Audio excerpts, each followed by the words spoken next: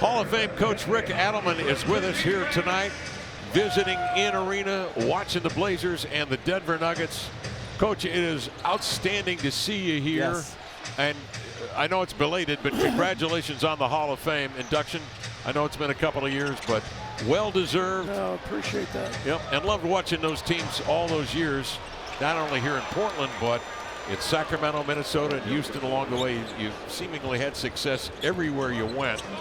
Well, you know, that's easy to do when you have good players. And I had good players. Yeah, but here's the thing about that, Coach. You can have good players, but as we know, good players at this level have enormous egos. They all think they should play. They all think they should have minutes. And it's one thing to have the talent, but you have to be able to manage men. Yes, you do. And what's the secret to that? Well, I think you just have to understand who you have and their talents, and you have to put them in spots where they can succeed. If you do that, then they're going to listen to you, and they're going to try to do what you want. You know, if you don't put them where they can succeed, it's going to be a problem. Well, I just want to know how you got it out of that Terry Porter guy. I never thought that was going to work. Yeah, well, he was a tough one, but no, in fact, he's here tonight. I saw a lot of guys tonight, so it's been a fun night. I usually don't come to the games, but I got a son coaching the other team. I hate to say that, but so I'm here to watch him too. You know, speaking of that, I asked Michael Malone before the ball game tonight about the fact that he's got Ryan, your son, on the bench, and he's got Flip's son on the bench as well. Here's what he had to say. Listen to this comment from Coach Michael Malone. I think it was last year during the finals, the NBA honored Rick Adelman, and being able to spend some time with him there and talk to him.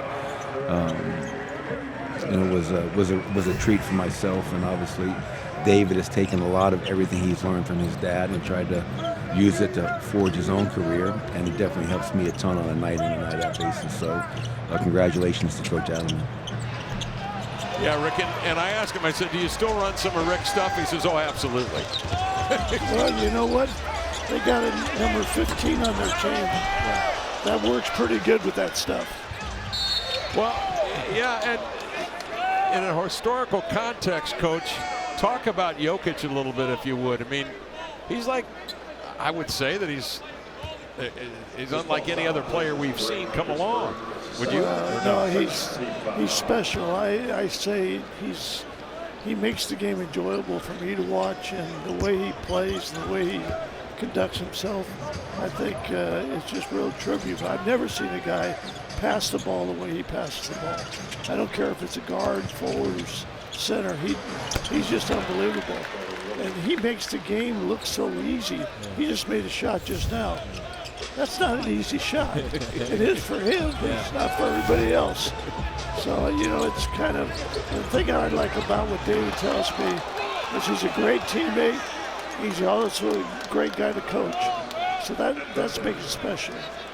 Coach, along those lines, our very own coach, Chauncey Billups, he went on record saying he believes Nikola Jokic is the best passer the game has ever seen.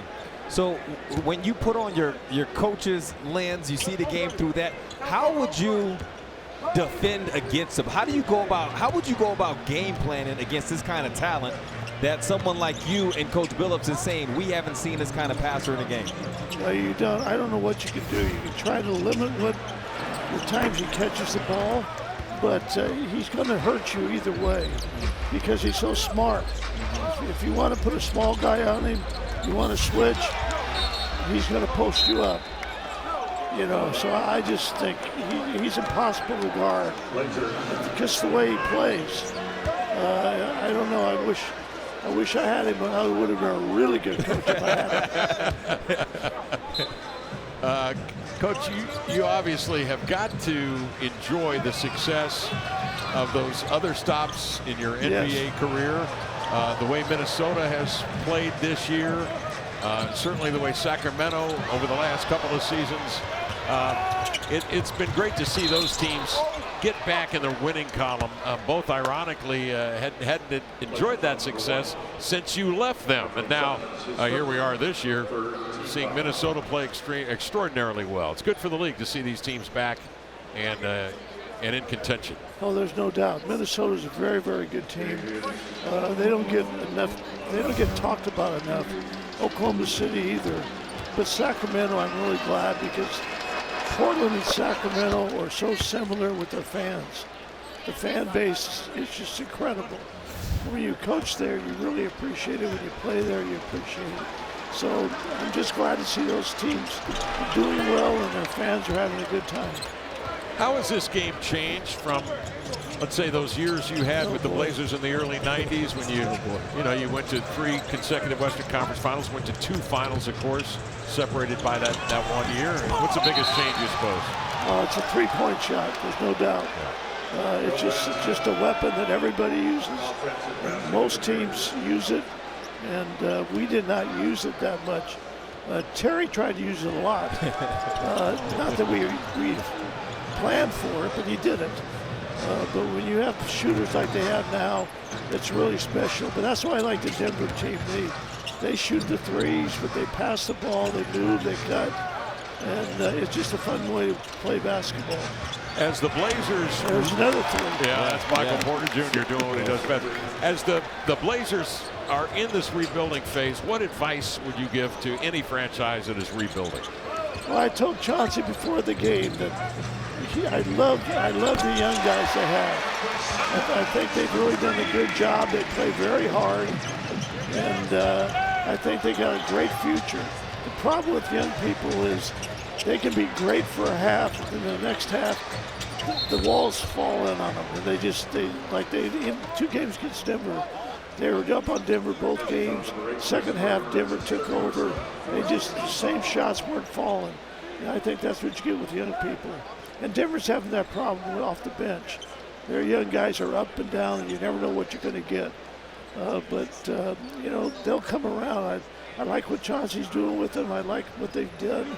And you just got to give them some time. Well, there you are just a moment ago, or before the game, with Chauncey and, of course, Jeff Petrie, one of the original Blazers, 4th pick in the draft, coming out of Princeton, a tremendous scorer, and later an executive at Sacramento. Wasn't he the guy that got you to Sacramento? Yes, he was. And Jeff and I have been together a long time. We talked about it. We're best of friends. We used to be roommates, and we've been together about 20 years in the NBA. So between Portland and Sacramento, it's been a special relationship. And I was really happy that he showed up tonight. I did not expect it. It was just a complete surprise. Oh, wow. Oh, that's fantastic. Well, we're glad that more and more Blazers are coming back, visiting us this year, giving us that knowledge gleaned through years and years. I know you have a special place in your heart for Chemeketa Community College in Salem.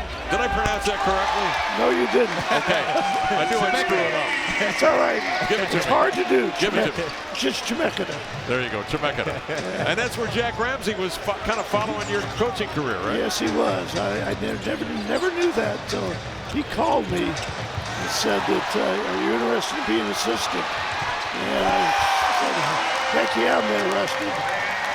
But I did not know he was following my team. But that was Jack. He's one of the greatest coaches in the NBA history and a great friend of mine. I miss him every day. And he gave me an opportunity, and Paul Allen gave me an opportunity. So Portland's really special to me. Coach, we'll let you enjoy the game, but we appreciate you stopping by and talking to us tonight. It sure meant a lot for you to share time with us. Can I say one thing? Yes, sir. My wife's home. Her name's Mary Kay. I want to say hi. Mary Kay, hello. Thank you. Thank you, Coach. Appreciate Take care. it. The great Rick Adelman with us. Many great stops along the way, but none better than that one in Salem, Oregon, baby. And there are the names. The Hall of Fame up on the banner here in Portland. The great Rick Adelman.